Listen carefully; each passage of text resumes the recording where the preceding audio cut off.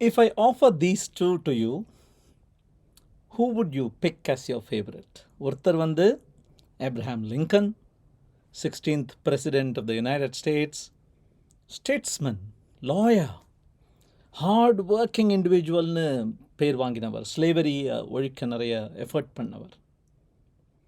இன்னொருத்தர் கன்ஃபியூஷியஸ். கன்ஃபியூஷனுக்கும் கன்ஃபியூஷியஸுக்கும் நிறைய கனெக்ஷன் இருக்குன்னு நம்ம நினச்சிட்ருக்கோம். கனெக்ஷனே கிடையாது, அது வேற மொழி சொல்லது. இவர் வந்து காங் ஃபூசி, த கிரேட் மாங்க் காங். சைனாவில் 2500 வருடங்களுக்கு முன்னாடி கிரேட் திங்கர் ஃபிலாசபர், அந்த சைனீஸ் ஃபிலாசபிக்கு வித்திட்டவர்னே கூட பேர் வாங்கினவர். Who would you take as your favorite?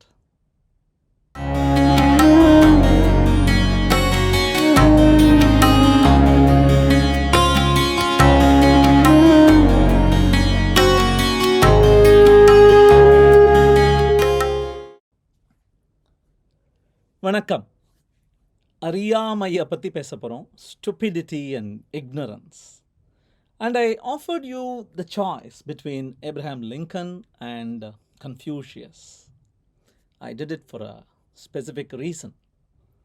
ஏன்னா ஏப்ரஹாம் லிங்கன் இப்படி சொல்லியிருக்கார், நீ வாயை திறந்து எவ்வளோ பெரிய முட்டாள்னு காட்டுறதுக்கு பதிலாக வாயை மூடிண்டு அந்த டவுட்டோடு இருக்க விட்டுறலாம், rather than open your mouth and remove all doubt அப்படின்னு அவர் சொல்கிறார். Look at what Confucius says. He says, கேள்வி கேட்குறவன் வந்து ஒரு நிமிஷத்துக்கு ஃபூலாக இருக்கலாம், கேள்வியே கேட்க பயப்பட்டுண்டு அந்த அறியாமையிலேயே உழன்றிருக்கிறவன் வந்து for a lifetime he remains ignorant, a fool. So now tell me, who's your choice? நம்ம வந்து இந்த சீரீஸில் 253 பார்த்துருக்கோம். இக்னோராமஸ், ஒன்றும் தெரியாத ஞான சூன்யங்கள், எம்டி மைண்ட் அப்படின்னு பேசியிருக்கோம். அதில் கவர் பண்ணாத எதை இப்போது இங்கே கவர் பண்ண போகிறோம் அப்படின்னா, only after I did that video I came across 3 beautiful sources of information. Number 1, Carlo Cipolla. Number 2, Dietrich Bonhoeffer. Number 3, a book called Apprenticeship Patterns. இதிலிருந்து ஸ்டூபிடிட்டி, இக்னரன்ஸ் பற்றி சொல்கிற ஒரு சில வார்த்தைகளை நம்ம இங்கே பார்க்க போகிறோம். டிட்ரிக் பொன்ஹோஃபர் அப்படிங்கிறவர் வந்து பெரிய philosopher. Unfortunately, he died. He was executed in the Nazi concentration camp for plotting against Hitler. German individuals எவ்வளவு புத்திசாலியாக, எவ்வளவு க்ரியேட்டிவாக, எவ்வளவு நல்ல விஷயங்களை பண்ணுறவங்களாக இருக்காங்க, இந்த ஜெர்மன் மாப் மட்டும் ஏன் இப்படி இருக்குது அப்படின்னு ரொம்ப யோசிச்சு he came up with a theory of stupidity, Bonhoeffer's theory of stupidity. அதில் ஒரு இம்பார்ட்டன்ட் லைன் சொல்கிறார், ஸ்டூபிடிட்டியை எதிர்த்து சண்டை போடுறது அவ்வளோ கஷ்டம், ஈவிலை எதிர்த்து சண்டை போட்டுடலாம். A higher force, a stronger army, a greater power, more stamina, we can win. But to protest against stupidity is so hard அப்படின்னு அந்த எழுத்துக்களில் அவர் சொல்கிறார். In fact he wrote a letter to Mahatma Gandhi requesting his help. I am a Christian father. இவர் preach பண்ணுறவர். இவர் வந்து I want to understand how your thing works. You seem to be successful. I want to meet you. Can I spend time with you? அப்படின்னு கேட்டாராம். Moving on, இந்த Carlo சிப்போலா, இவர் வந்து அவர் வெறும் theory of stupidity தான் கொடுத்தாரு. இவர் அதுக்கும் தாண்டி அடுத்த லெவல் போய் he gave 5 laws of stupidity. புத்தகமே போட்டார்.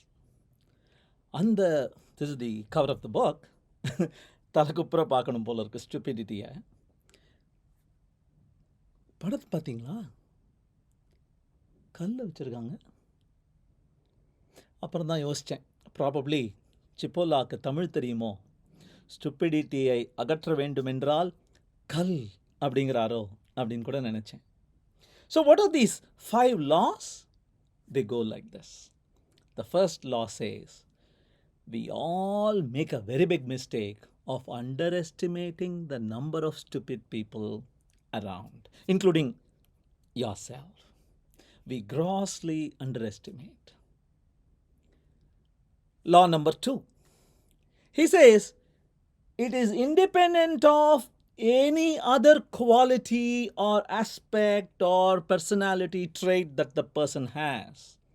அவங்களுக்கு ஏதோ டேலண்ட் இருந்தாலோ, ஏதாவது ஸ்கின் கலர் இருந்தாலோ, ஏதாவது மொழி பேசுகிறவங்களா இருந்தாலோ, ஏதாவது ஜெண்டராக இருந்தாலோ, nothing matters. She may be a Nobel Prize winning scientist, she may be stupid. She may be a worker in a small village farm, she may be stupid. He may be a woodcutter, he may be stupid. He may be the president of some very large country in the world, he may be stupid. So, no connections at all. It is an independent trait. நிறைய analyse பண்ணி சொல்லியிருக்கார். லா number 3 வரேன். இந்த page முடிஞ்ச அப்புறம் அதை பற்றி explain பண்ணுறேன். Law number 4 says, we underestimate the harm it can cause. Stupidity எவ்வளவு பெரிய தீங்கு விளைவிக்க கூடியதுங்கிறத நம்ம கம்மியாக இட போட்டுடுறோம். திருப்பி we make that mistake. And finally, related to law 4, he says, stupidity is the most dangerous adversary for you. அவன் evil, அவன் very strong, அவன் பேட் தாட்ஸ் நிரம்பிய மனது கொண்டவன், nothing matters. What is the worst thing you can find in your adversary? Stupidity. What is this third law? The third law requires a little more explanation. So basically it is that famous 4 boxes matrix. இந்த x-axis செகப்பா பச்சையா போகுதே, அந்த axis பார்த்தீங்கன்னா basically it is harm to othersல ஆரம்பிச்சு benefits to others வரைக்கும் வரும். அதே மாதிரி வெர்டிக்கல் y ஆக்சிஸ் பார்த்தீங்கன்னா harm to themselvesல ஆரம்பிச்சு benefits for themselves. So, who is the intelligent person?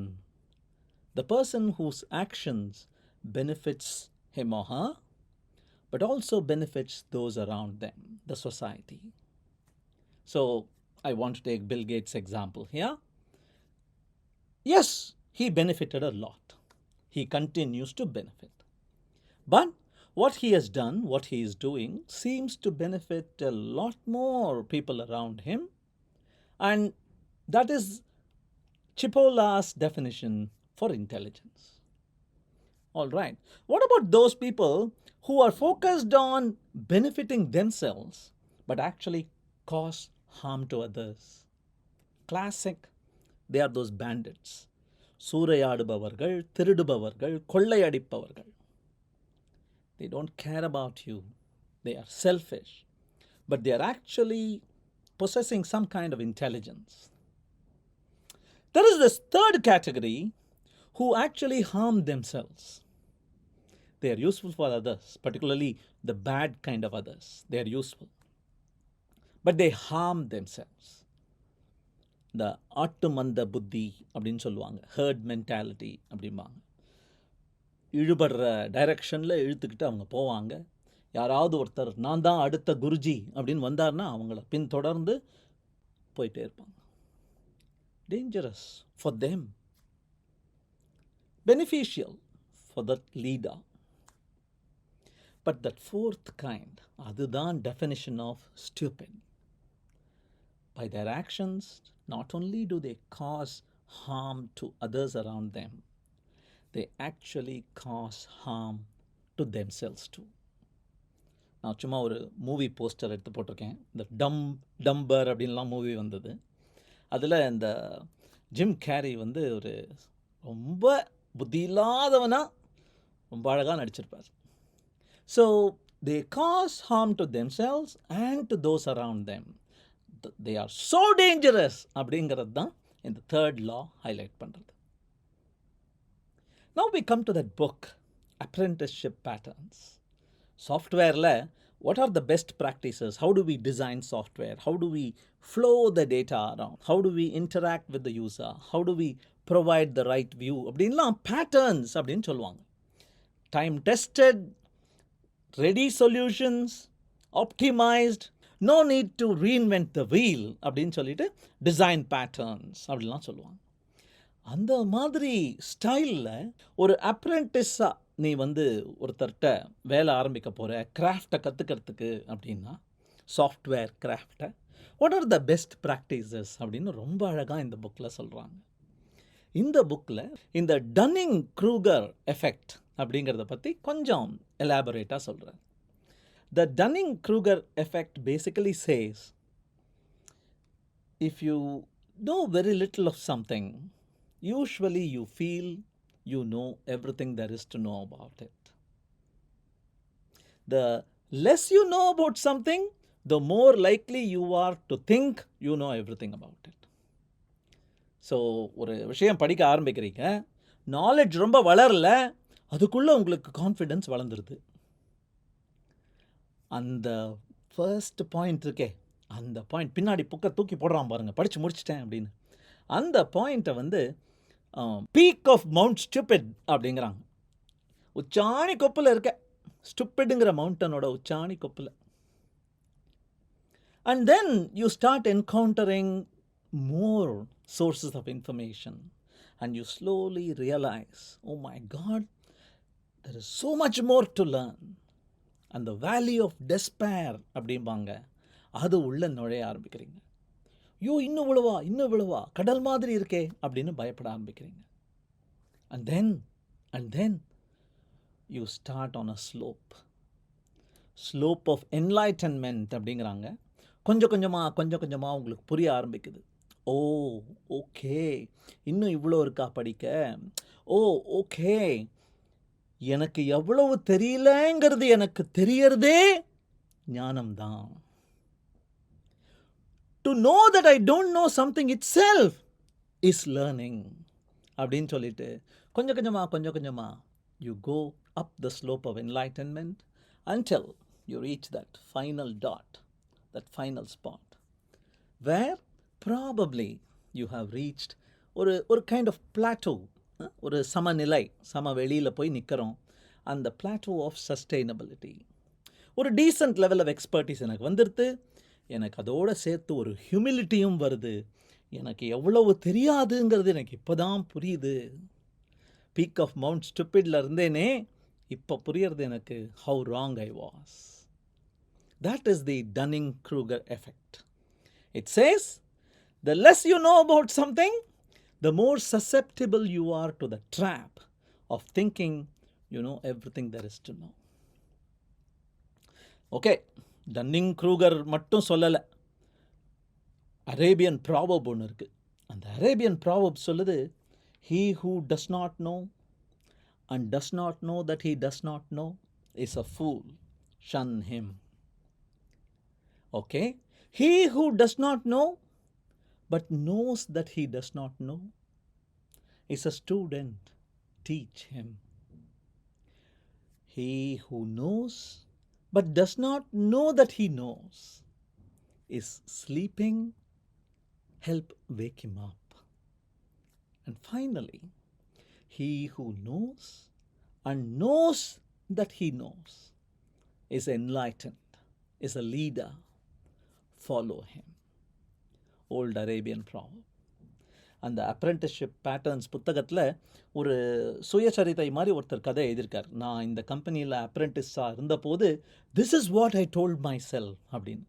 அது அப்படியே வெட்டி, it's almost so tempting. I want to paste it in front of my desk and see it every day. This is what he says he did. Look at that sentence. Tomorrow I need to look stupider. இது வரைக்கும் எவ்வளவு முட்டாளாக தென்பட்டு இருந்தேனோ அதை விட முட்டாளாக நான் தென்படணும் நாளைக்கு.